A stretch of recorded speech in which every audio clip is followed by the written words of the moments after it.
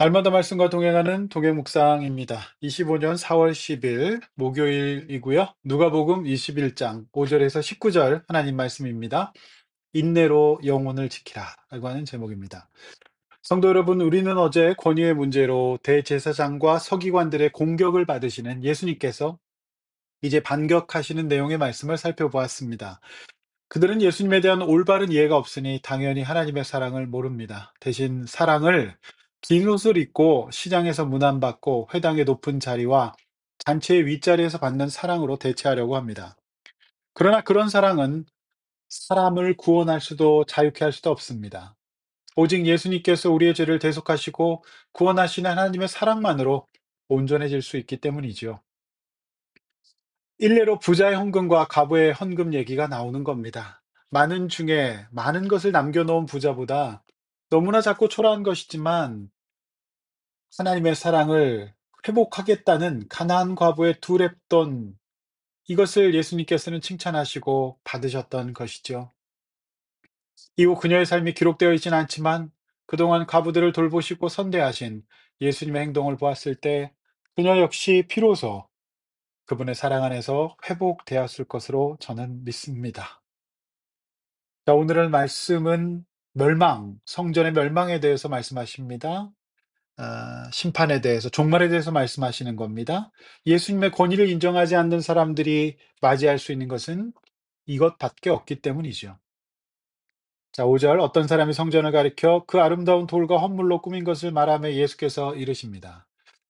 예수님께서는 6절, 돌 위에 돌 하나도 남지 않고 다 무너지리라 말씀하십니다.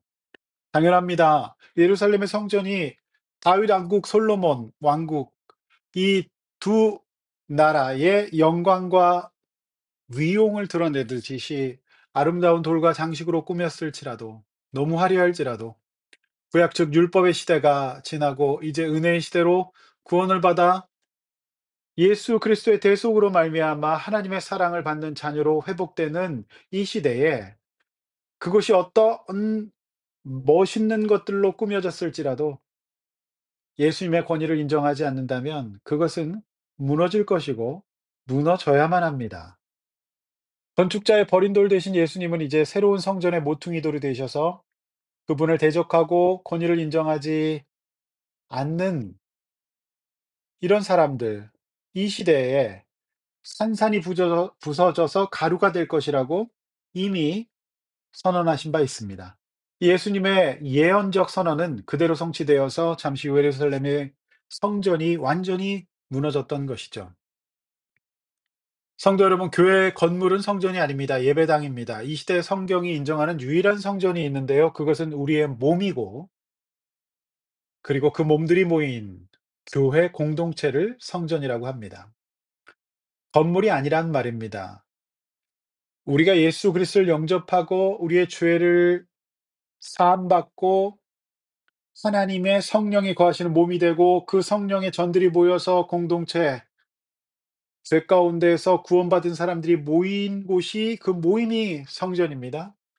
그런데 아무리 화려하고 고급스럽게 꾸몄을지라도 그 속에 복음이 없다면, 예수님이 안 계시다면, 하나님의 사랑이 없다면 그것은 무너지는 편이 우리 구원에 훨씬 더 유리합니다. 어제 용인 동행교회 수요 큐티 설교에서 저는 인간의 최대 문제는 바로 사랑의 결핍 문제고 이 사랑은 오직 예수 그리스도의 대속을 통한 하나님 앞에서 해결될 수 있다고 말씀드렸습니다. 그러니 예수님이 없는, 즉 하나님의 온전한 사랑을 경험하지 못하는 율법만 가득한 화려한 성전은 당연히 멸망될 것입니다. 여러분, 아무리 외모가 화려하고 키가 크고 학벌이 좋고 가진 것이 많은 화려함이 있을지라도 예수님이 없으면, 즉 하나님의 사랑을 모르면 그것은 숭한 폐가와 같습니다. 그러나 어제 본문의 가난한 과부일지라도 예수님이 계시면 하나님 나라의 공주가 되는 겁니다. 하나님께서 그녀를 먹이시고 입히실 것이기 때문이죠. 하나님의 사랑을 받아 자신을 사랑하고 존중하며 가족과 이웃을 사랑하고 존중하는 이가 어찌 하나님 나라의 공주가 아니겠습니까? 7절, 사람들이 묻습니다. 그들이 물어 이르되 "선생님이요. 그러면 어느 때 이런 일이 있겠사오며 이런 일이 일어나려 할 때 무슨 징조가 있겠습니까?" 이 질문은 어 이 복음, 그러니까 하나님 나라에 대한 이해 자체가 없는 어리석은 질문입니다. 일종의 이들은 지금 정변의 때로 이해했던 겁니다. 언제 세상이 뒤집히느냐? 8절 "미혹을 조심해야 됩니다. 미혹을 받지 않도록 하라. 예수님을 사칭하는 자들이 많을 겁니다. 9 절에서 난리와 소요가 일어날 수 있습니다. 그러나 두려워하지 마십시오. 이런 일들이 있을 수 있지만 끝은 곧 되지 않을 것이기 때문입니다." 10절 "전쟁이 일어날 수가 있습니다. 그리고 자연재해도 있을 수 있고요. 전염병이죠. 이 팬데믹이죠. 있을 수 있지만 끝은 아니라는 말입니다. 그렇습니다. 세상은 언제나 요란합니다. 그러나 여러분, 우리 주님이 우리의 인생과 역사와 우리의 개인적인 삶뿐만이 아니라 전 세계의 역사와 인생들을 주관하고 계심을 믿으시기를 바랍니다. 매일 뉴스를 챙겨보고 신문을 읽는 일도 중요합니다.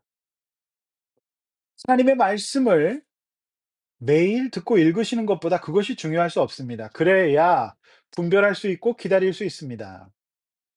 만약 여러분이 분별력을 잃으셨다면 하나님의 말씀을 들으십시오. 예배를 통해서 선포되는 복음을 들으십시오. 그리고 영적 공동체에 속하셔서 권면을 받으시길 바랍니다.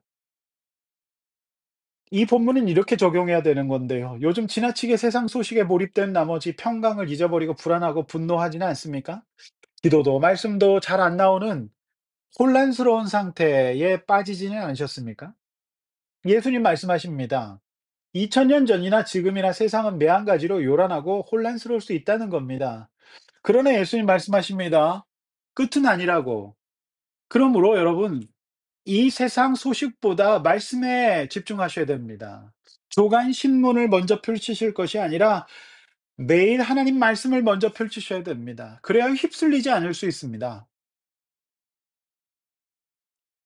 예수께서 우리의 개인적인 인생뿐만 아니라 우리나라 전 세계를 하나님께서 그분의 때와 역사에 맞게 그 끝을 인도하고 계신다는 것을 믿으시길 바랍니다.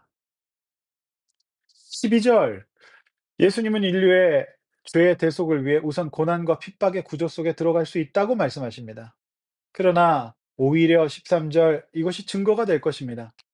자, 세상 소식이 아니라 신앙생활하는 것이 더 중요한데 신앙생활, 하나님 말씀, 세상 소식보다 더 열심히 듣고 집중하고 묵상하고 기도하고 잡고 살아가려고 할 때 어려워지고 또 그 말씀대로 살기가 꽤나 복잡해지는 일, 그것이 증거가 된다는 말입니다. 그러나 14, 15절 미리 변명할 것을 궁리하지 않아도 됩니다. 성령님께서 지혜를 구하는 자에게 알려주실 것이기 때문입니다.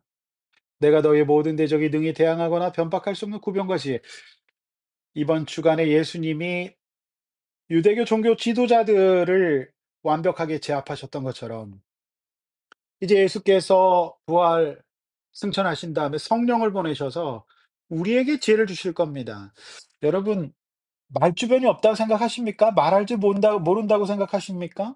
위축되십니까? 그렇지 않습니다. 오늘 이 약속의 말씀 붙들으십시오. 구변과 지혜를 주신답니다.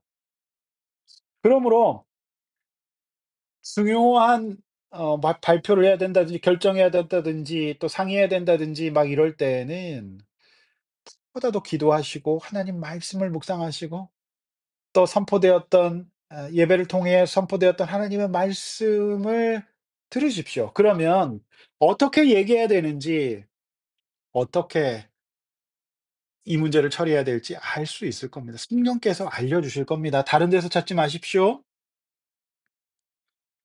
16절 만약 한 가정 내에 믿음이 하나가 되지 않는 그 말씀이 풍성하게 거하지 않아서 각자 생각이 다르면 가족 관계에 어려움이 생길 수 있습니다.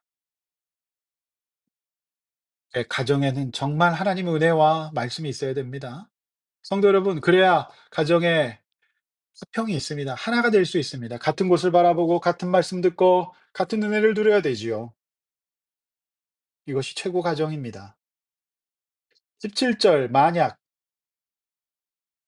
그렇지 않다면 미움을 받을 수도 있습니다. 그러나 오늘 18, 19절 이 말씀 굉장히 중요한 말씀입니다. 여러분, 이 말씀 오늘 약속의 말씀으로 붙잡고 하루 종일 암송해 보십시오. 길지 않습니다. 머리털 하나도 상하지 아니하리라. 인내로 너희 영혼을 얻으리라. 아, 외롭고 힘들고 어려울 때 하나님께서 날 지켜주실 것을 믿으시고 또 정말 참을 수 없을 때, 어려울 때, 힘들 때 영혼을 지켜주시고 생명을 지켜주실 하나님을 믿으시고 인내하시기를 바랍니다. 이 말씀으로 인내하는 겁니다. 예수님이 부활하셔서 승천하셨듯이 우리를 완벽하게 지키시고 부활하실 겁니다. 4월은 부활의 달입니다. 주 안에서 말씀 안에서 거하십시오. 그럼 반드시 부활할 겁니다. 동시에 우리에게 필요한 것은 인내입니다. 견뎌야 합니다. 그러면 영혼이 살아납니다. 이 영혼은 헬라 푸시케인데요. 생명, 목숨입니다. 견디십시오. 죽을 것 같아도 힘들어도 약속의 말씀 붙들고 믿음으로 하나님 사랑 붙들고 싸우십시오. 하나님의 성령이 거하시는 성전이 되어서 요란한 세상 속에서 믿음으로 사는 것은 쉽지 않지만 하나님 사랑 안에서 그분과 동행하며 성령의 도우심을 입으면 견딜 수 있을 겁니다. 힘든 상황에서도 하나도 상하지 않고 완벽하게 우리의 푸시케 목숨과 생명을 얻을 수 있을 겁니다. 여러분 오늘도 쉽지 않은 하루가 될지 모릅니다. 그러나 우리에게 가장 필요한 믿음의 성품, 인내를 세워주시옵소서. 기도하겠습니다. 하나님 아버지, 세상 사람들은 화려한 외형을 갖추려고 합니다. 그래서 온갖 것으로 장식합니다. 이 세상 재물과 명예와 물질과 또 학벌과 또 이런 것들로 잔뜩 물건으로 채우려고 하지만 그것은 무너질 겁니다. 그 안에서 하나님의 사랑이 없다면, 복음이 없다면, 내가 죄인인 것이 인정되지 않고 예수님의 권위를 인정하지 않으면 산산이 깨어질 겁니다. 하나님 아버지, 그러나 그 믿음으로 살기가 우리는 육신이 있고 이 땅에 살기 때문에 쉽지 않지만 오늘 말씀 붙들고 하나님 인내하게 하여 주시옵소서. 우리가 믿음으로 살 때에 아버지께서 반드시 우리를 완벽하게 머리털 하나 상하지 않고 지켜주실 것을 믿습니다. 오늘 하루 잠자리 들 때까지 오늘 18절, 19절 우리 성도들 묵상하고 붙잡고 승리하고 하나님 성령의 열매 인내로 승리하는 이번 한 주간 되게 하여 주시고 오늘 하루 되게 하여 주시옵소서. 예수님의 이름으로 기도하옵나이다. 아멘.